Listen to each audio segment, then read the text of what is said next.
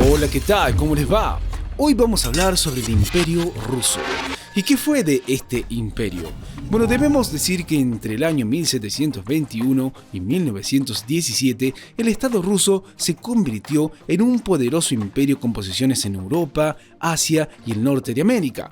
El gobernante de este extenso territorio recibía el nombre de zar. El hecho histórico que marca el inicio del imperio es la conquista paulatina de territorios desde el mar Báltico hasta el Océano Pacífico.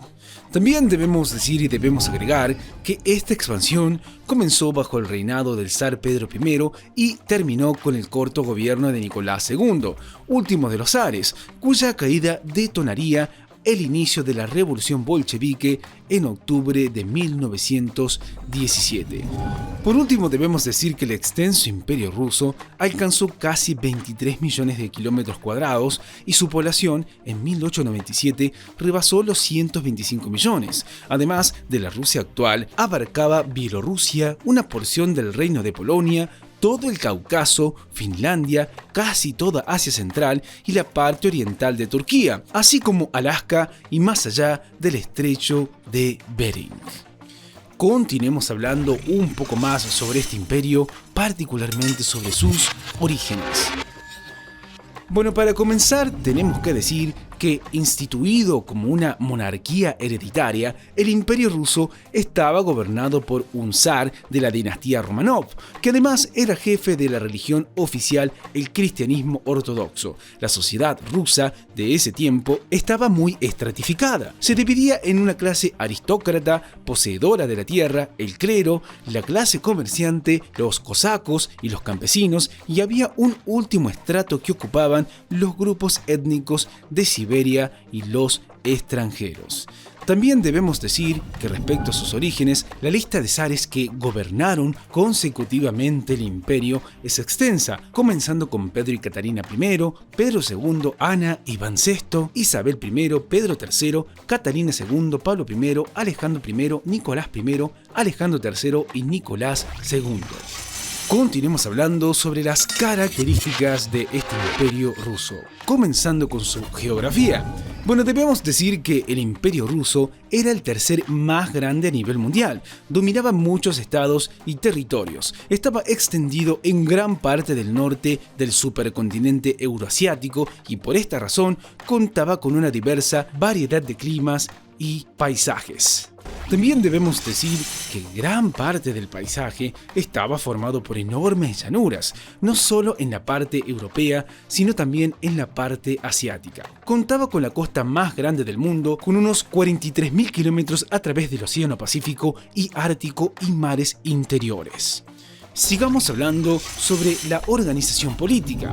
Bueno, debemos decir que el Imperio Ruso tenía una organización política sencilla. Su forma de gobierno era una monarquía absoluta. En el zar, emperador de la dinastía de los Romanov, se concentraba el poder ejecutivo y legislativo. Gobernaba por decretos sin disponer de ningún parlamento. Por ende, este señor contaba con la autoridad en el ámbito judicial, político y religioso. También debemos decir y debemos agregar que además el zar contaba con el apoyo de la nobleza, el clero y un numeroso ejército.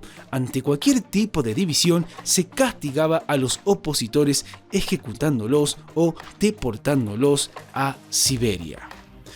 Continuemos hablando sobre la economía de este imperio. Bueno, Rusia era un país predominantemente agrario, con una agricultura prolongada, es decir, estancada y rudimentaria. La industria del país era muy frágil y estaba concentrada en zonas muy concretas. Se basaba en la extracción de petróleo, carbón y hierro en las zonas de Bakú, Donetsk y Ural. También decir que las primeras industrias eran un anexo de la economía campesina. La economía rusa logró ciertos progresos a principios del siglo XX, como la liberación de los siervos y una industrialización apresurada gracias a la participación del Estado. También debemos decir que las largas distancias entre los centros mineros y las ciudades principales forzaron al gobierno a construir ferrocarriles antes de iniciarse la industrialización. Los ferrocarriles transarelianos, caspiano y siberiano fueron construidos con capitales europeos. Continuemos hablando sobre los periodos del Imperio Ruso. Bueno, comenzando con el periodo a partir del año 1682.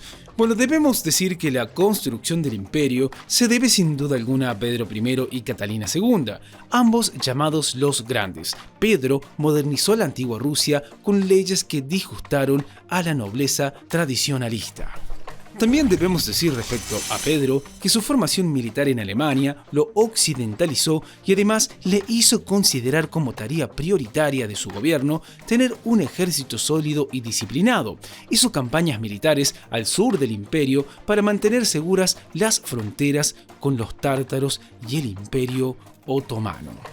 También decir que intentó alianzas con los países europeos más poderosos para emprender la guerra contra los turcos otomanos, pero no lo consiguió. En cambio, emprendió una campaña contra Suecia, apoderándose de algunos emplazamientos en Finlandia y también combatió contra Polonia. También debemos decir y debemos agregar que con Pedro, el Imperio Ruso va a alcanzar su máxima expansión territorial. Sus reformas dejaron un imperio de sólida economía y finanzas sanas. Fundó la Academia Rusa de las Ciencias y procuró occidentalizar a su población. Decidió abandonar la vieja capital del imperio, San Petersburgo, y fundó Petrogrado en 1703. Continuemos hablando sobre los sucesores de Pedro II a partir de 1727.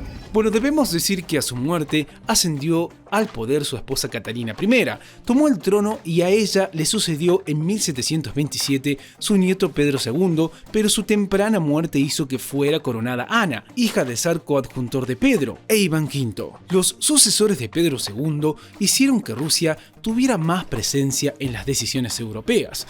Logró aliarse con Austria contra el Imperio Otomano. También debemos decir y debemos agregar que Catalina la Grande llegó al trono en 1762 tras dar un golpe de estado contra su esposo, el impopular zar III, que se había ganado las antipatías de las clases poderosas al atacar a la Iglesia Ortodoxa rusa.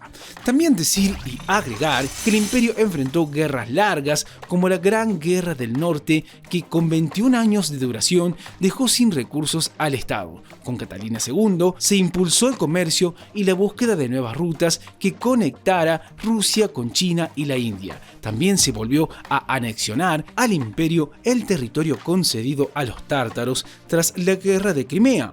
Suprimió las autonomías financieras de sus estados y tomó el control total desde el centro del imperio. También debemos decir y agregar que Catalina II también creó reformas legislativas y enfrentó sublevaciones importantes como la de los cosacos del Don, que impusieron un nuevo zar al que llamaron como su esposo, Pedro III. El levantamiento fue aplastado brutalmente. Catalina lo mismo prosiguió con la occidentalización iniciada con Pedro I. Continuemos hablando a partir del periodo de 1796. Bueno, para comenzar tenemos que decir que a su muerte, en 1796, subió al trono su hijo Pablo, quien modificó las leyes de sucesión, otorgándosele únicamente al primogénito varón o primer varón en la línea sucesoria, al que se le llamó Zarevich. Pablo I murió asesinado en 1801.